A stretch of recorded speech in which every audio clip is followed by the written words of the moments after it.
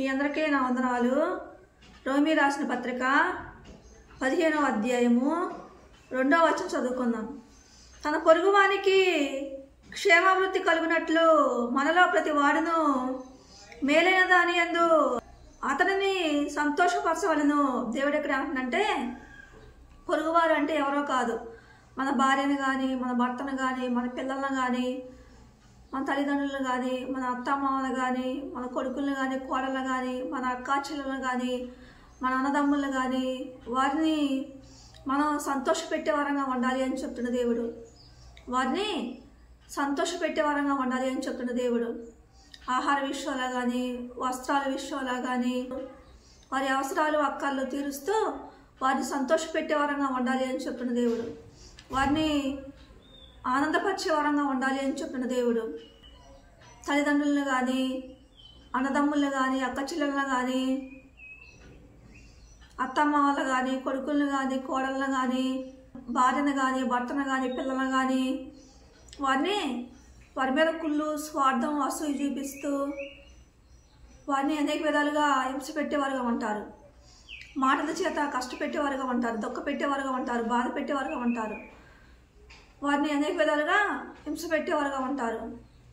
దేవుడు అంటాడు, ఆ మనసు మంచిది కాదు అంటాడు దేవుడు. మన కుటుంబ సభ్యులను మనం మనస్ఫూర్తిగా మనం సంతోషపెట్టే వరంగా ఉండాలి అని చెప్తున్న దేవుడు. మనం ఎప్పుడు చనిపోతాం మనకు తెలియదు అంటున్న దేవుడు.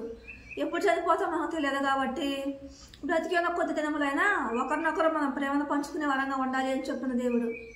మనం ఒకరినొకరు ప్రేమను పంచుకునే వరంగా ఉండాలి అని చెప్తున్న దేవుడు. కొంతమంది బ్రతికున్న కొద్ది దినములు ప్రశాంతంగా బ్రతకకుండా, ఆనందంగా సంతోషంగా బ్రతకకుండా, భార్యాభర్తలతోని, భార్యతోని, భర్తతోని, పిల్లలతోని, అన్నదమ్ములతోని, అక్కచెల్లెలతోని, తల్లిదండ్రులతోని, అత్తమ్మలతోని, కొడుకులతోని, కోడలతోని పోట్లాడేవారుగా ఉంటారు. తగాదాలు పెట్టుకునేవారుగా ఉంటారు, గొడవలు పెట్టుకునేవారుగా ఉంటారు, కొట్టుకునేవారుగా ఉంటారు, తిట్టుకునేవారుగా ఉంటారు, అనేక విధాలుగా హింసలు పెట్టుకునేవారుగా ఉంటారు. దేవుడు అంటే నా మనసు మంచిది కాదు అంటున్న దేవుడు. బ్రతికి ఉన్న కొద్ది దినములు సంతోషంగా హ్యాపీగా ఉండండి అంటున్న దేవుడు. కొట్టుకోకుండా, తిట్టుకోకుండా, మాటల చేత హింస పెట్టుకోకుండా, దుఃఖ పెట్టుకోకుండా, గాయ పెట్టుకోకుండా, అనేక విధాలుగా హింస పెట్టుకోకుండా సంతోషంగా హ్యాపీగా ఉండండి అంటున్న దేవుడు. ఒకరినొకరు ప్రేమ ఆప్యాయతను రాగానే పంచుకోండి అంటున్న దేవుడు. ఒకరి పట్ల ఒకరు వినయం విధేయత కలిగి ఉండండి అంటున్న దేవుడు. ఒకరినొకరు జాలి, దయ, కనికరాన్ని, ప్రేమ, ఆప్యాయతను రాగానే పంచుకోండి అంటున్న దేవుడు. మన కుటుంబ సభ్యుల్లో ఒకవేళ ఏమైనా తప్పులు కానీ, లోపాలు ఉన్నా కానీ క్షమించే మనసు మనకు కావాలి అంటున్న దేవుడు. వారితోని సమాధానకరంగా మాట్లాడే మనసు, మంచి మనసు మనకు కావాలి అంటున్న దేవుడు.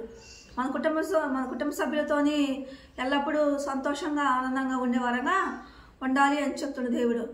కొంతమంది బ్రతికినంతకాలం కుటుంబ సభ్యులతోని, అన్నదమ్ములతోని, అక్కచెల్లెలతోని, తల్లిదండ్రులతోని, అత్తమామలతోని, కొడుకులతోని, కోడలతోని, భార్యతోని, భర్తతోని, పిల్లలతోని ప్రశాంతంగా జీవించకుండా వారిని అనేక విధాలుగా హింసలు పెడుతూ, బాధలు పెడుతూ, కష్టాలు పెడుతూ, అనేక విధాలుగా బాధల పాలు చేస్తూ, అనేక విధాలుగా వారి మీద కుళ్ళు, స్వార్థం, అసూయ పెట్టుకుంటూ, వారి మీద కక్షలు తీర్చుకుంటూ, పగలు తీర్చుకుంటూ, వారిని ద్వేషిస్తూ, మాటల చేత హింస పెడుతూ, మాటల చేత హింస పెట్టేవారుగా ఉంటారు. అలా హింస పెట్టేవారుగా ఉంటారు. దేవుడు అంటున్నాడు, నా మనసు మంచిది కాదు అంటున్న దేవుడు. అలా హింస పెడుతూ వారు చనిపోయిన తర్వాత ఏడ్చేవారుగా ఉంటారు.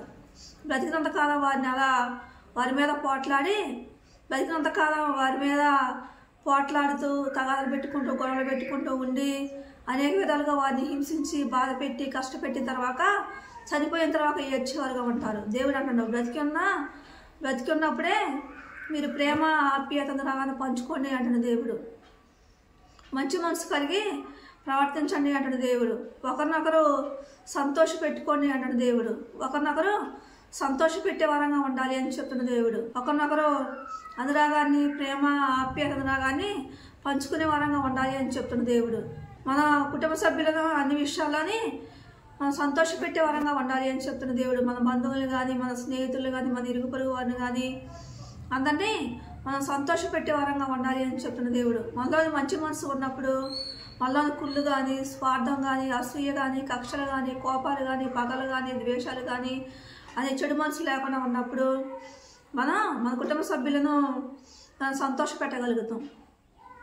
మనలోని జాలి, దయ, కనికరము, ప్రేమ, ఆప్యాయత, అనురాగం, మంచితనము, ఓర్పు, సహనం, క్షమించే గుణం, సహించుకునే గుణం, వినయం, విధేయత, తగ్గింపు స్వభావం మనలో ఉన్నప్పుడు మన కుటుంబ సభ్యులను మనం సంతోషపెట్టగలుగుతాం. మన భార్యను కానీ, భర్తను కానీ, పిల్లలను కానీ, తల్లిదండ్రులు కానీ, అన్నదమ్ములు కానీ, అక్క చెల్లెలు కానీ, కొడుకులు కానీ, కోడలు కానీ, అత్తమామలు కానీ, బంధువులు, స్నేహితులు, ఇరుగు పొరుగు వారిని సంతోషపెట్టగలుగుతాం. ఆ మంచి మనసు ఉన్నప్పుడు వారిని సంతోషపెట్టే వారంగా ఉంటాం, వారిని ఆనందపరిచే వారంగా ఉంటాం. మనలోని చెడు మనసు ఉన్నప్పుడు మనలో కుళ్ళు, స్వార్థం, అసూయ, కక్షలు, కోపాలు, పగలు, ద్వేషాలు, మనలోని చెడు మనసు ఉన్నప్పుడు ఎవరిని కూడా మనం సంతోషపెట్టలేము అంటాడు దేవుడు. మనలోని ప్రేమ, ఆప్యాయత, అనురాగం, సహించుకునే గుణం, ఓర్పు, సహనం, తగ్గింపు స్వభావం, వినయం, విధేయత మనలోని ఉన్నప్పుడు మనం ఇతరులని సంతోషపెట్టగలుగుతాం అంటున్న దేవుడు. ఇతరులని ఆనంద పెట్టే వారంగా ఉంటాం అంటున్న దేవుడు. మనం ఎప్పుడు చనిపోతాం మనకు తెలియదు కాబట్టి బ్రతికిన కొద్ది దినములైనా సంతోషంగా, హ్యాపీగా ఉండండి అంటున్న దేవుడు. ఒకరినొకరు ప్రేమ, ఆప్యాయత, అనురాగాన్ని పంచుకోండి అంటున్న దేవుడు. మన భార్య కానీ, మన భర్త కానీ, మన పిల్లలు కానీ, మన అన్నదమ్ములు కానీ, మన అక్క చెల్లెలు కానీ, మన తల్లిదండ్రులు కానీ, మన కొడుకులు కానీ, కోడళ్ళు కానీ, మన బంధువులు కానీ, స్నేహితులు కానీ వారి బ్రతికి ఉన్నప్పుడు వారిని బాధ పెట్టే వారంగా ఉండి, వారిని దుఃఖ పెట్టే వారంగా ఉండి, చచ్చిపోయిన తర్వాత ఏడ్చే వారంగా ఉంటే ప్రయోజనం ఉండదు అంటున్న దేవుడు. బ్రతికి ఉన్నప్పుడే మీరు ప్రేమ, ఆప్యాయత, అనురాగాన్ని పంచుకోండి అంటున్న దేవుడు.